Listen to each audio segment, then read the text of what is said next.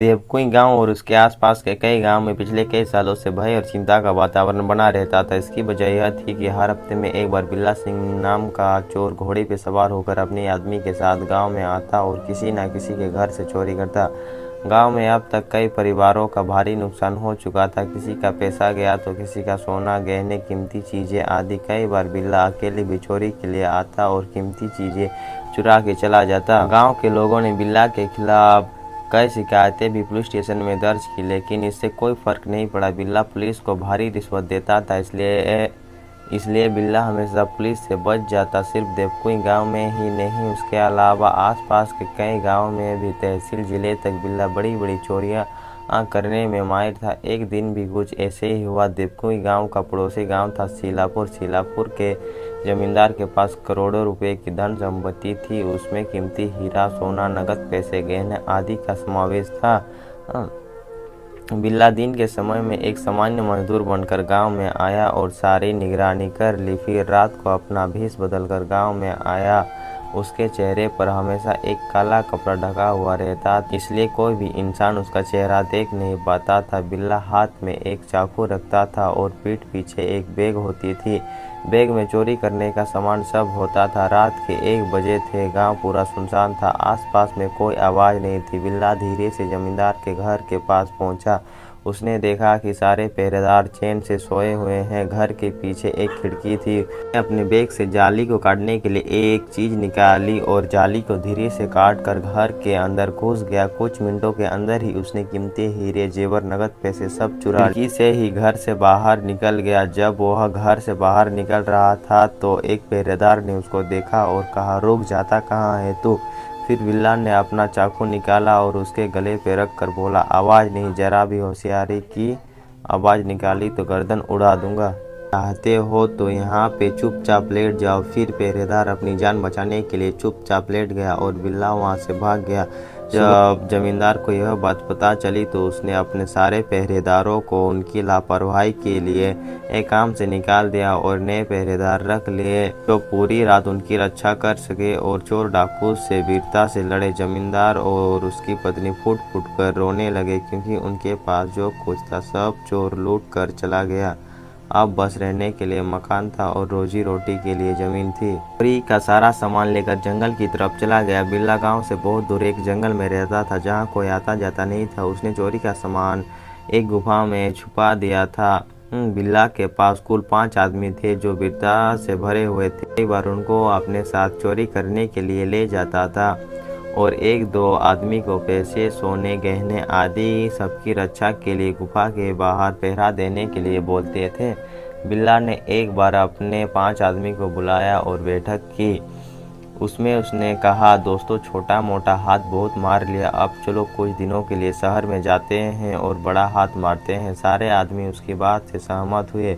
उसने सबसे वफादार आदमी सुमित को शहर में भेजा और कहा, तुम शहर में जाओ, शहर का सबसे अमीर इंसान कौन है ढूंढो और कुछ निगरानी करके आओ। याद रहे कि तुम्हें यह काम बड़ी सावधानी और चतुराई से करनी होगी। सुमित ने बिल्ला की बात मानकर कुछ दिनों तक शहर में ठहरा और बतौर मजदूर उसने काम किया। मजदूरी का काम करते हुए उसने अपने साथ काम करते कुछ मजदूरों को पूछा, यहाँ का सबसे अमीर इंसान कौन है? आपको पता है? बस ऐसे ही पूछ रहा हूँ, बाकी अपना तो नसीब ही कहाँ कि अमीर बने। मजदूर हूँ, मजदूरी करके अपना घर चलाता हूँ। इस शहर के सबसे अमीर इंसान तो हमारे मालिक हैं। हम जिस बिल्डिंग के कंस्ट्रक्शन का काम कर रहे हैं उसका मालिक सेठ धर्मराज है। वह इस शहर का सबसे रईस और धनवान व्यक्ति है, एक आदमी ने जवाब दिया। सुमित ने कहीं से पता लगाया कि उनका घर कहाँ पे है। फिर वह चुपके से उनके घर के आसपास गया और निगरानी की। कुछ दिनों काम करने के बाद वह वापस जंगल में आ गया, जहाँ पर उनका सरदार बिल्ला सिंह और उनके आदमी उसकी प्रतीक्षा कर रहे थे। सुमित ने बिल्ला सिंह और अपने साथियों को सारी जानकारी बताई। बिल्ला सिंह ने सुमित को शाबाशी दी और एक मजबूत योजना के लिए खुद कुछ दिनों निगरानी करने का फैसला लिया। बिल्ला अगली सुबह ही अपना भेष बदलकर एक माली के रूप में शहर चला गया। वह धर्मराज के घर के नज़दीक ही फूल बेच रहा था। एक दो दिन उसने फूल बेचे और साथ में धर्मराज के ऊपर कड़ी नज़र रखी। वह कितने बजे घर से बाहर जाता है, कितने बजे वापस आता है, घर में कौन कौन रहता है, सारी जानकारी कुछ दिनों में हासिल कर ली। जानकारी हासिल करने के बाद वह वापस जंगल आ रहा था कि बीच रास्ते में उसने देखा एक लड़की को कुछ बदमाश छेड़ रहे थे। एक मवाली ने तो उसको मारने के लिए चाकू निकाला था। बिल्ला चोर था लेकिन उसके अंदर भी इंसानियत थी। बिल्ला ने पहली बार अपने चेहरे से ढका हुआ नकाब उतारा और बदमाशों को बोला, क्यों छेड़ रहे हो इस लड़की को? बदमाशों ने बोला, तू अपना काम कर वरना तू भी पिटेगा। एक बदमाश ने उत्तर दिया। बिल्ला का खून उखल रहा था। उसने पास में पड़ा एक डंडा उठाया और उन बदमाशों को पीटनाशों को हाथ और पैर की मदद से पिटाई की तो कुछ बदमाशों को डंडे से पीटा। एक बदमाश ने उस लड़की के गले में चाकू रखा और बिल्ला से कहा, देख कुछ भी हरकत की ना तो इस लड़की को ऊपर पहुंचा दूंगा। बिल्ला भी चोरों का सरदार था, ऐसे आसानी से पीछे हटने वालों में से नहीं था। बिल्ला ने डाइव लगाकर उस बदमाश के मुंह पर एक लात मारी और उसको नीचे गिरा दिया। वह आदमी खड़ा हुआ और बिल्ला को चाकू दिखाने लगा।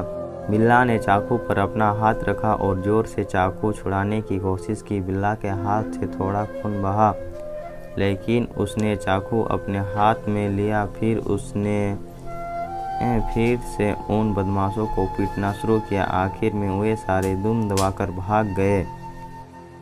उनके भागने के बाद बिल्ला ने उस लड़की को खड़ा किया, उसको पानी पिलाया और उसके बदन को कपड़े से ढका।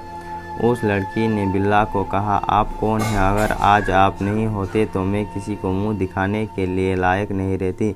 अपनी मेरी इज्जत बचाई है, मैं आपका एहसान कभी नहीं भूलूंगी। आप इंसान नहीं देवता है जिसने सही वक्त पे आके खुद की जान जोखिम में डालकर मुझे बचाया। मेरा नाम तन्वी है, मैं एक शिक्षिका हूँ। आने वाले 15 अगस्त को मैं अपने प्रिंसिपल से बात करके आपको इनाम दिलवाऊंगी। नहीं, मुझे कुछ इनाम की आवश्यकता नहीं है, मैंने तो केवल अपना कर्तव्य निभाया है जो मुझे निभाना चाहिए। यह बात कहकर अपना नाम बताए बिना बिल्ला वहाँ से चला गया। उस रात को तन्वी को नींद नहीं आई। वह आंखें बंद करती तो बिल्ला दिखता और आंखें खोलती तो भी उसके ही विचार मन में होते। तन्वी बिल्ला के ख्यालों में कुछ इस प्रकार डूब गई, ना उसको दिन दिखता ना रात। तन्वी इस बात से पूरी तरह अनजान था कि बिल्ला शहर का सबसे बड़ा चोर है, चोरी डकैती करना उसका पैसा है। तो दोस्तों आज की वीडियो में बस इतना ही। इसका नेक्स्ट पार्ट मैं जल्दी लाने की कोशिश करूँगा। अगर आपको यह पार्ट पसंद आया तो कमेंट में ज़रूर बताइए।